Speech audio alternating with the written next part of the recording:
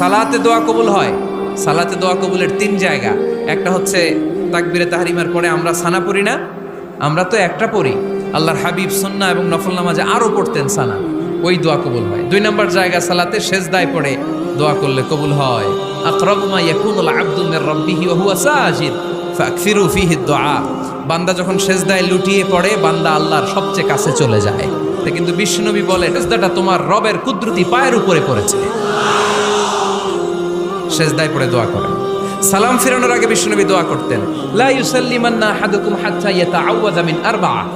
আল্লাহর হাবিব বললেন, চার জিনিস থেকে পানাহ না আছে আমার কোন উম্মত যেন সালাম না ফিরায়। তারা যেন পড়ে, আল্লাহুম্মা ইন্নী আউযু বিকা মিন আযাবিল কবর, আউযু বিকা মিন আযাবি জাহান্নাম, আউযু বিকা মিন ফিতনাতিল মাহইয়া ওয়াল মামাত, আউযু বিকা মিন ফিতনাতিল মাসিহিদ দাজ্জাল। আল্লাহ কবরের আযাব থেকে বাঁচাও, আল্লাহ জাহান্নামের আগুন থেকে বাঁচাও, আল্লাহ জীবন